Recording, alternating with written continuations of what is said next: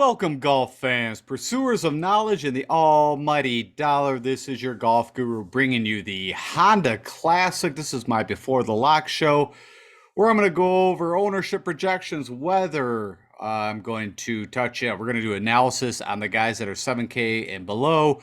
And I'm going to give you my top 5 plays there. I'm going to give you one and done, everything you need to know before the lock. And before we get into this, hey, thanks for stopping by. If you are new, give me about 30 minutes.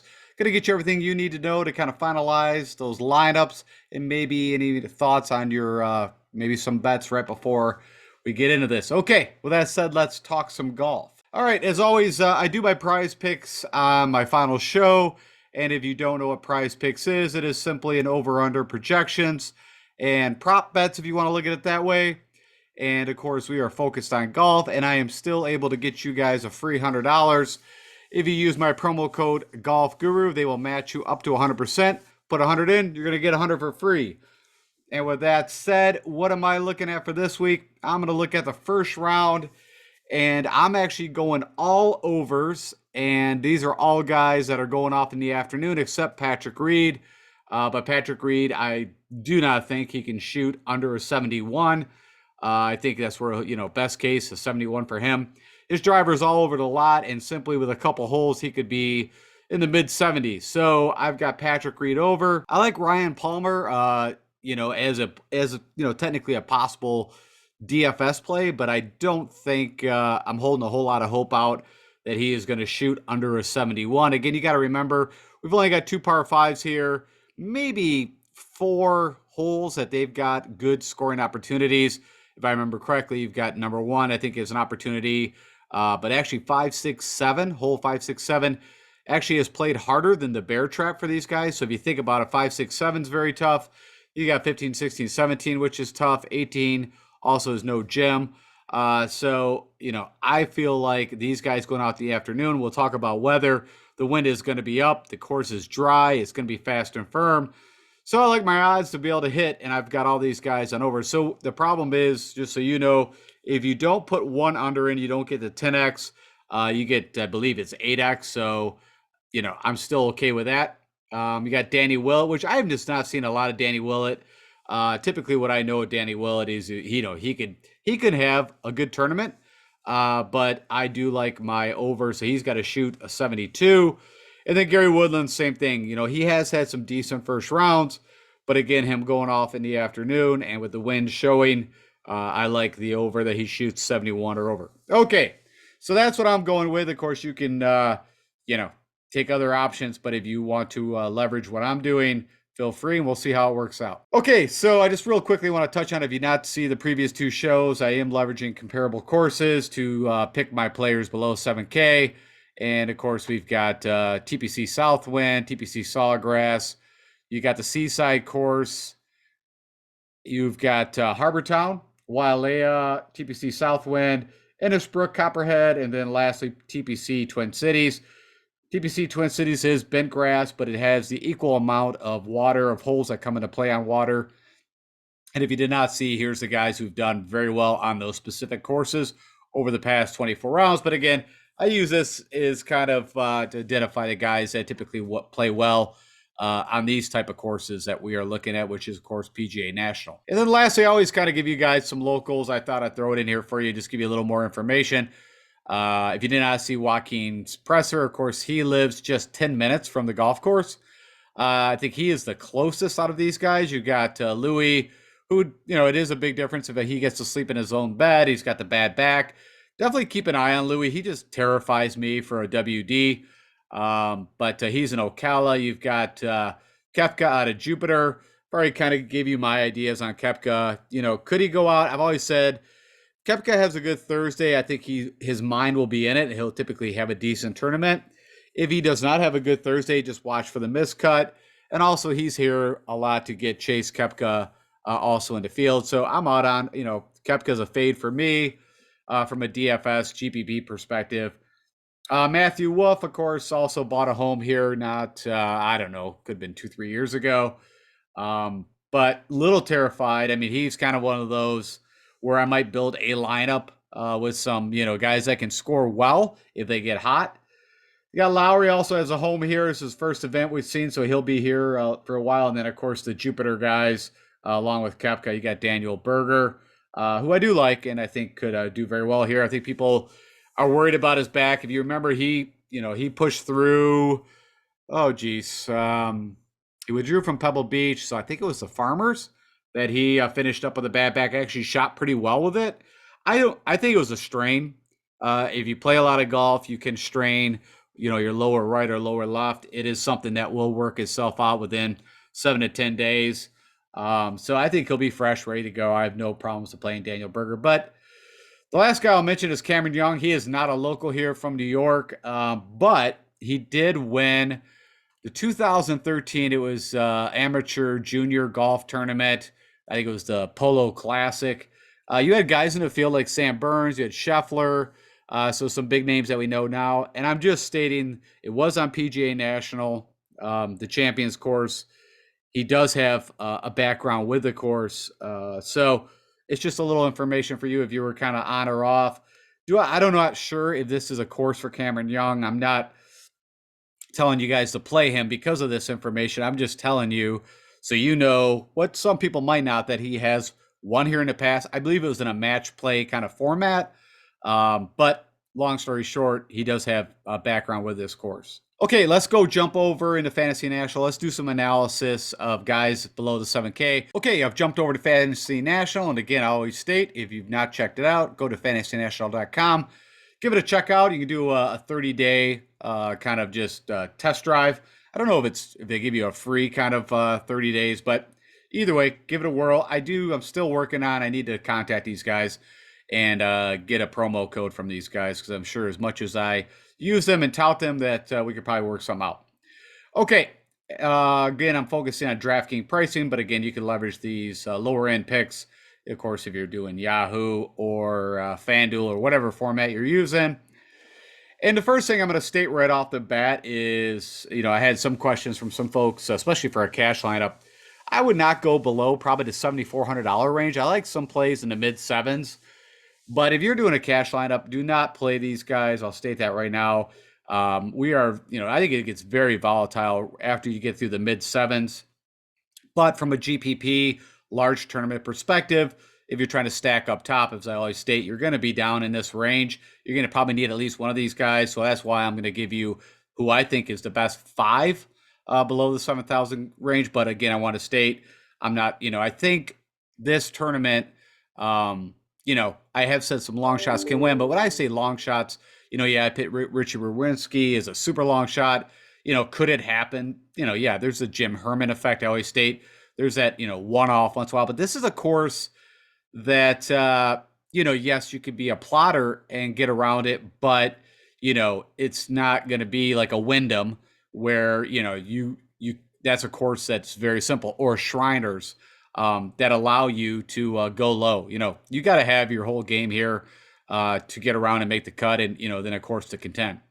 All right, that's my kind of upfront little caution tale. And just so you know, with these guys, I already went through and, using those comp courses, I, broke down below 7K who was the best fits. Then what I did is I kind of put on top of that who's had the best recent form over the past 12 rounds with no filters on. After all that analysis, I came up with my top five, but don't let you fool. There's not 20. There's like 12 guys that I've identified that I think, you could plug in here. And then I've got the five guys that we're going to focus on. So right off the bat, JJ Spawn at 6,900. I think he's a good play.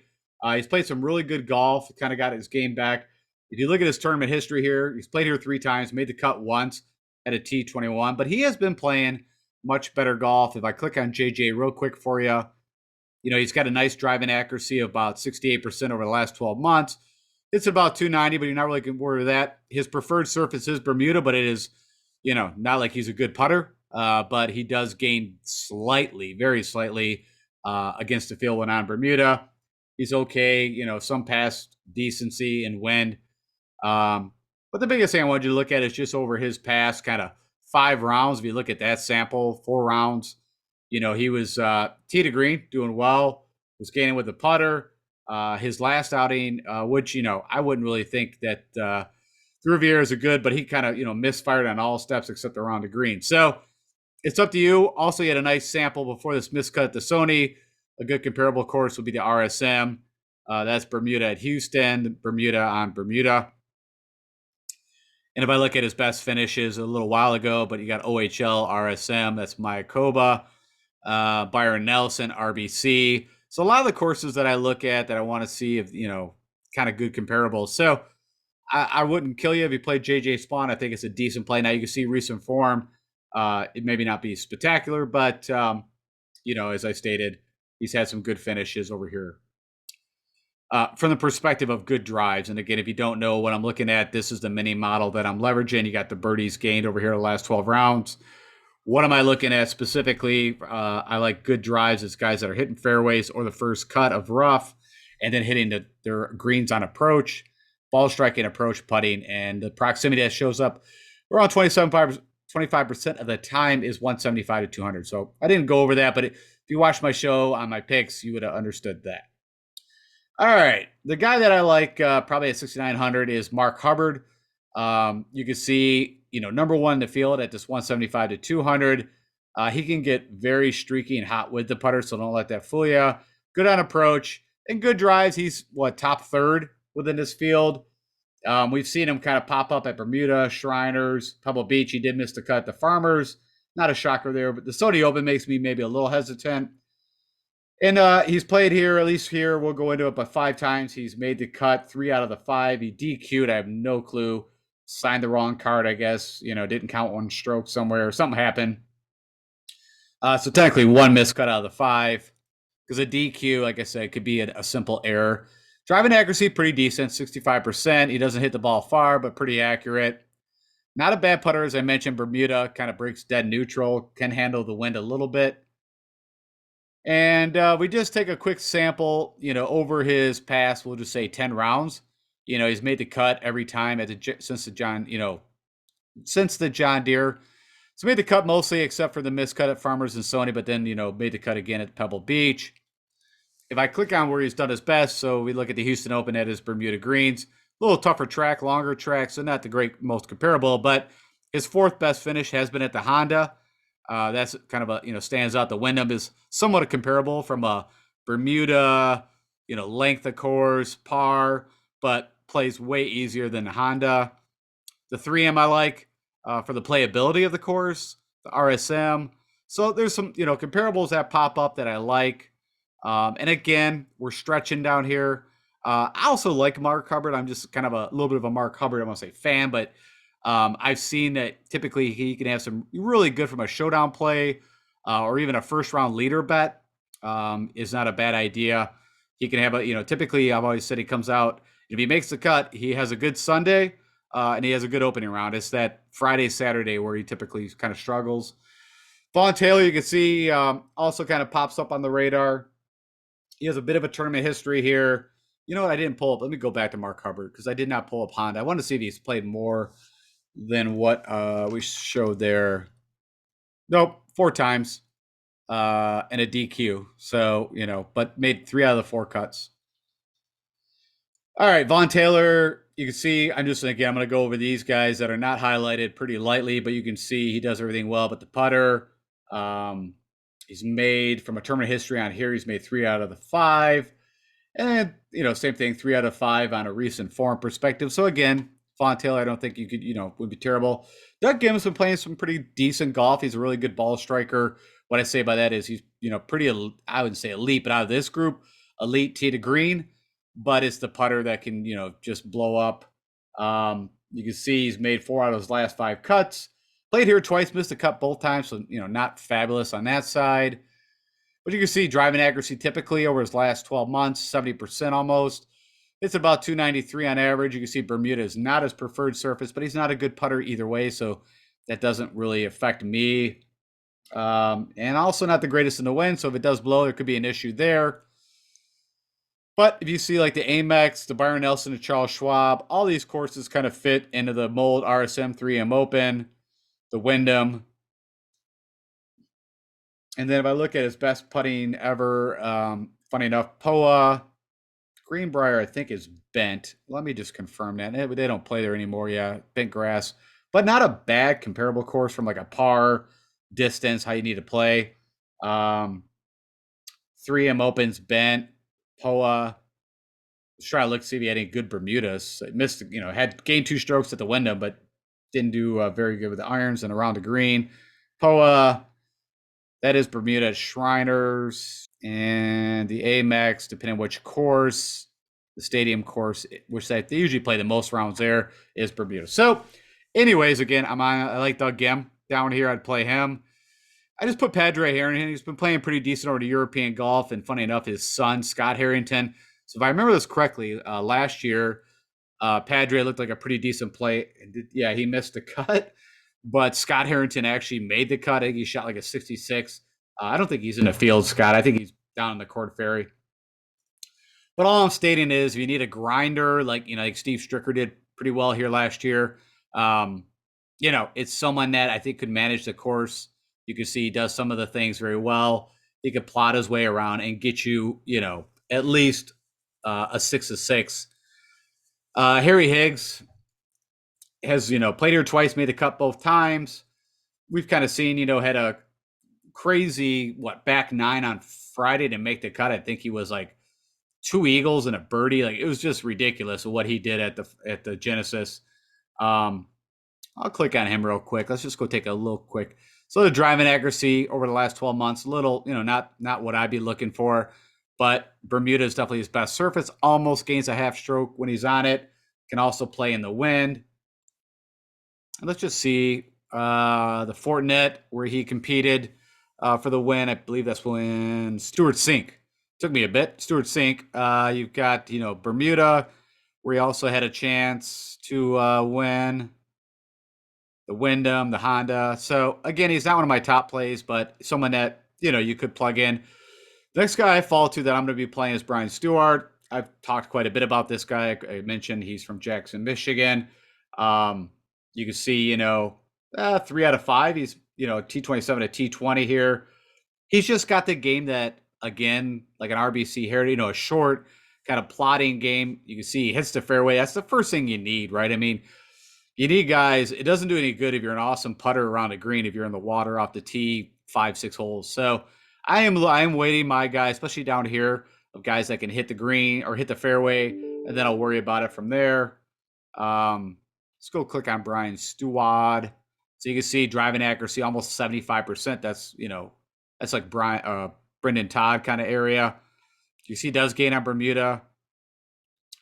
It's off the tee, but you got to remember, off the tee is taking distance with hitting fairways, and it's not like he's losing 2 or 3 strokes. He's just almost kind of neutral. It's he needs the irons, and the putter's got to work for him. And you can see his good last 3 outings, kind of a rough stretch here in the middle. Let's go take a look where he's had his best finishes. So Zurich a long time ago in his individuals where he had his win. There's Fortinet shows up. The Sony is a good comparable course. RBC Heritage, that's a long time ago. The Sony, the Amex, the 3M, it would be his best finish recently, which is a great comparable course. So, again, I like Brian Stewart at 6,600. Of course, also his ownership's really low. Satoshi Kodaira, funny enough, he's been playing some decent golf, made 4 out of the last 5 cuts. Played here 3 times, made the cut once last year at T36. I actually like him. I already bet him for first round leader. He's pulled that through for me a couple times, and I do believe he's got a very early tee time, which that does mean something to me on first round leaders. I like the guys that are getting off early, especially with some wind slated. It's not crazy, but there is wind going to be in the forecast for the afternoon. You can see pretty decent with driving accuracy. It's the putter, but I've seen him just go nuts with the putter. Let's take a look here. Wells Fargo, almost 6.5 strokes. The Zozo gain almost 6. Palmetto, that's Bermuda. 3M, that's bent. RBC, so he's also a past winner.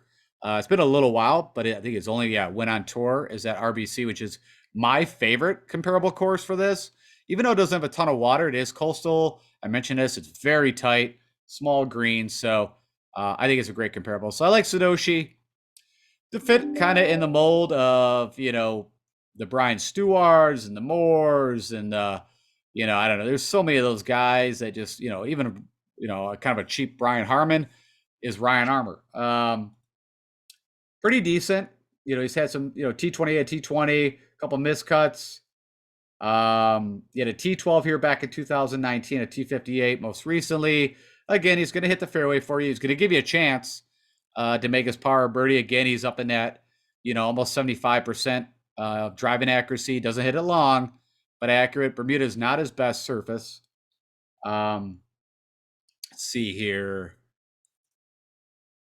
Funny enough, Sanderson Farms, which, honestly, I would not peg that as a good fit for him. That is his only win, but that's a long, tough track. And usually it's really good, longer ball strikers, the Garcias, Munoz. You had Burns win it here recently. So that's interesting, but it is Bermuda. He gained almost 8 strokes. That's back in 2017. I'll do the same thing, whereas he has some of his best putting. I have no idea off the top of my head what Barbasol's putting surface is. Let's see if it says. Oh, Bermuda, R71. So there you go. Let's see here. The shell should be Bermuda. You got Wyndham's Bermuda, Sony's Bermuda. That's bent, but a good comparable course. That's his best finish at the 3M Open. I think is also a very good comparable course. Palmetto recently, it's Bermuda. So there's no reason why Ryan Armour couldn't go out and get you to the weekend. And I've stated this 1,000 times. I don't think any of these guys could win this tournament. If they top 20, they've overachieved for their price tag. So, there's definitely a possibility there. I had Sloan up because I think when I pulled up all the comparables, he actually done pretty well. But you can see, except for the Amex and the RSM, he's, had a kind of a rough go. But I also put him in here because, he's made, excuse me, he's made 2 out of the 3 cuts at this tournament. And you can see he's making some birdies. Like quick on Sloan real quick. Looks like Bent's his best. Ken, has shown to be okay in the wind.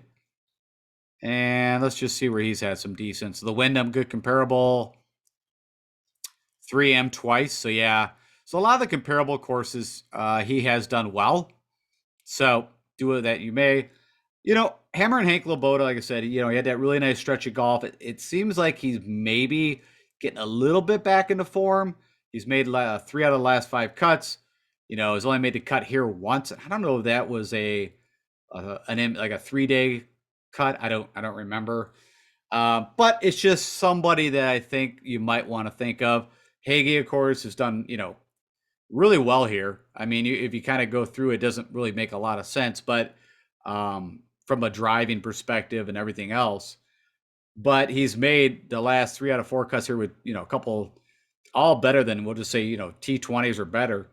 Let's go see where he's also, you can see his driving accuracy is like 50-50 to hit the fairway. A couple of miscuts recently, though. And you can also see, as I mentioned, his best finish ever, of course, was on Honda. He actually gained 4 strokes with the putter.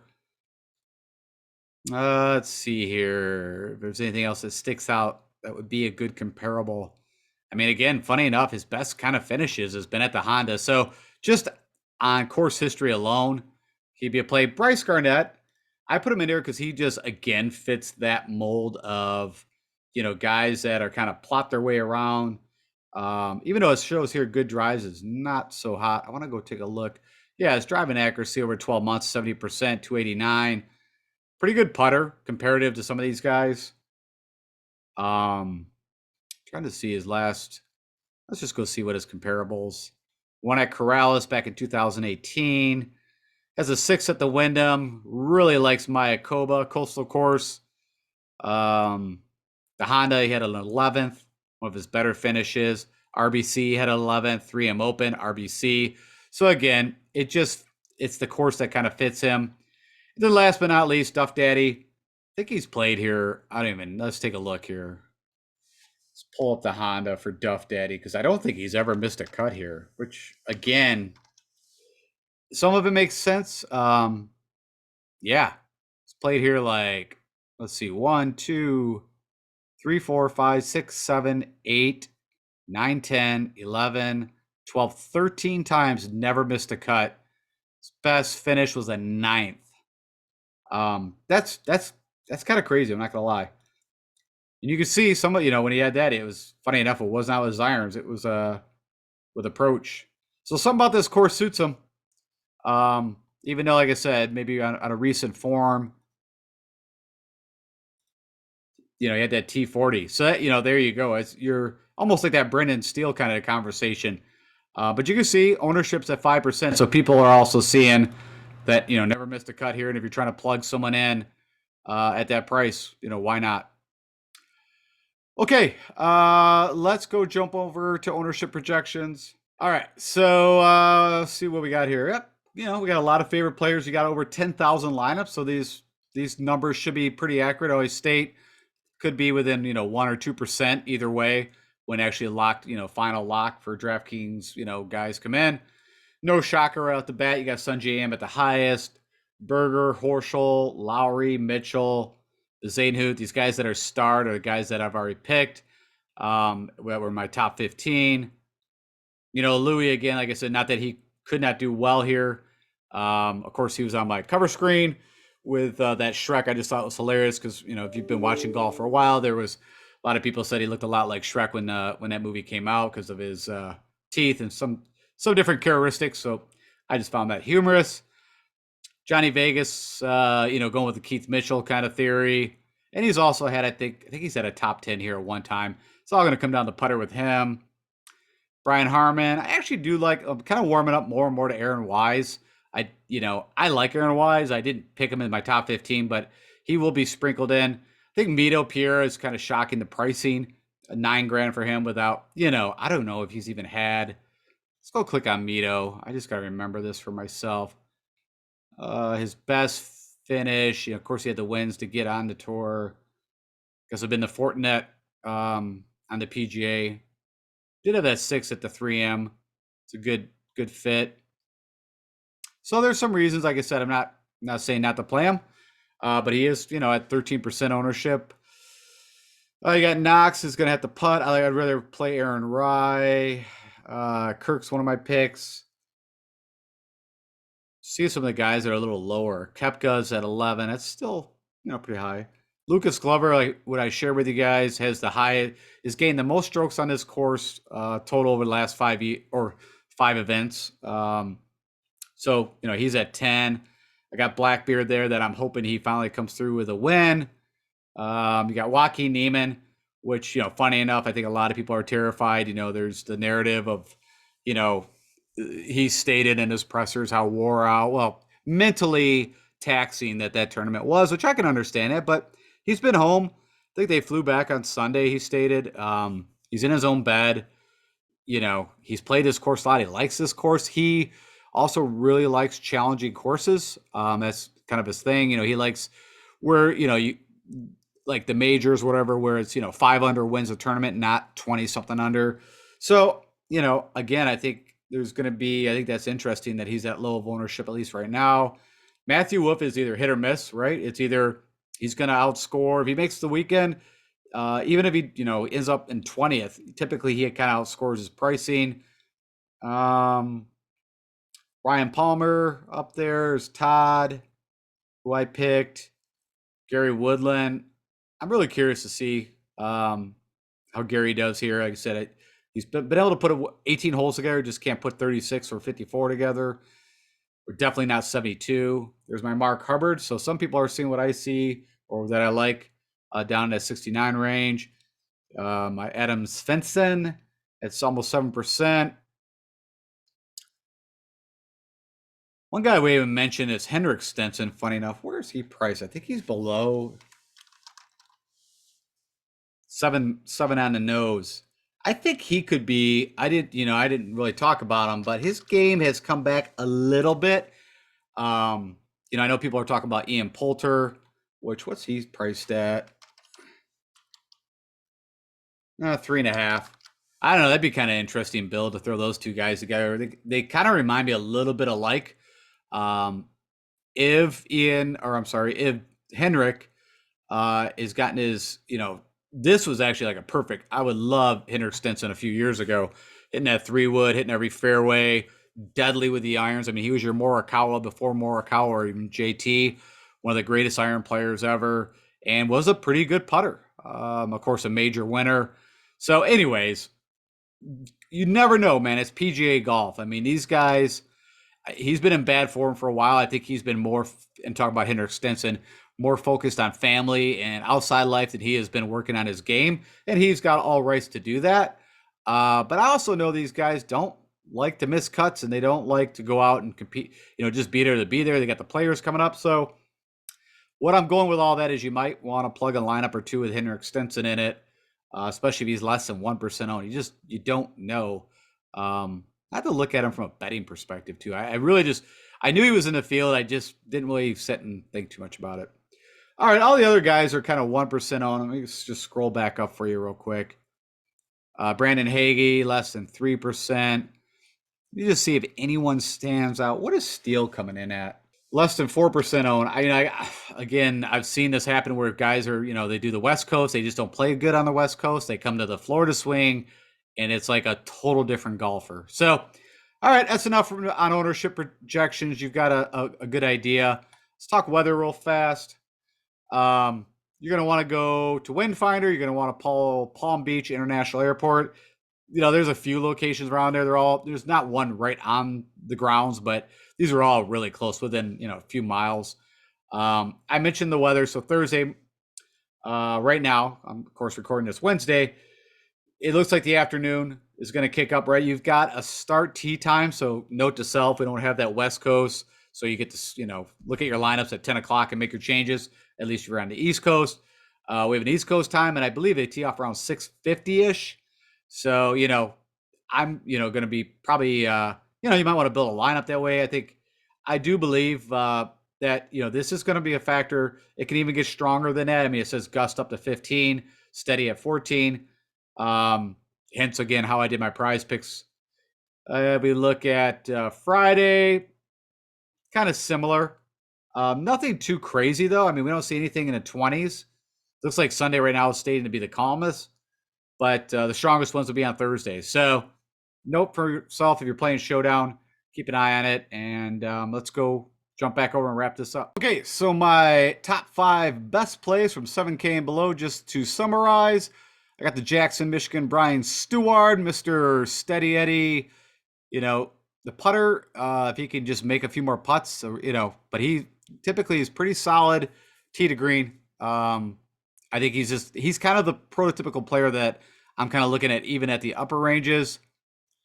You got Doug Gim, great ball striker, just can be a terrible putter too. Fitting right into Brian Stewart. Molly got Ryan Armour again. But all these guys, like I said, comparable courses, they just fits. Satoshi Kodaira, his only win is at RBC. I like him definitely for a first round bet. And if he can get that putter going, again, that's kind of the theme with a lot of these guys. And then last but not least, probably the best putter out of all these guys, I think, is Mark Hubbard, but also could get wayward the tee. So you're kind of like either very accurate off the tee, can, do okay with the irons, but the putting's a little suspect. So that's my 5 guys. If you want to know from a GPP tournament perspective, these are the guys that are playing. If you're in a cash game, my recommendation, don't play anyone below 7,400. All right, one and done. The guys that I'm looking at to plug in for my one and done, I am probably going to play him. I mean, there's no really other place that I'm, really want to save him for. Berger's a consideration. Of course, Louis, but, maybe for a major, we'll see how Louis plays. Again, I'm worried about Louis' putting. No one else has really brought that up, but I guess I showed it in the fall. He was losing strokes, and he's one time out of his last 5 tournaments he's gained. Also, I'm worried about withdrawals. I put Fleetwood in there just, of course history is great. He's done okay over the European Tour. Nothing great, but, a bunch of like top 20s, some teens. Where else are you going to use Fleetwood if you don't use them if you want? If you burnt M and Berger already, someone to think about. Then I got Glover in there purely as if you're way behind and you're one and done and you need someone that is probably not going to be used in one and done very low, but has a shot. If the putter goes, I told you guys over the last 5 years, he's gained the most strokes on this course out of the whole field. So just something to think about. All right, with that said, that is it. That is my show. I hope that helps you lock in your lineups from a DFS perspective, maybe also give you some ideas from a betting perspective. If you do me the honor, click that like button, share with anybody else. If you've not subscribed and you've been checking me out, I'd really appreciate it. We got over 1,000 subscribers, I don't know, about a month ago now, and it's slowly building, but I need you guys to keep subscribing so I keep doing what I'm doing. And follow me on Twitter. Make sure you know if anybody withdraws or any updates from the PGA or anything. I keep my eyes on all that, especially before the locks and each morning. So have a great weekend. Enjoy the golf. And I will talk to you guys again on Monday, where I believe we're talking about the Arnold Palmer. I think that's the next one on the rotation. So I'll talk to you guys later.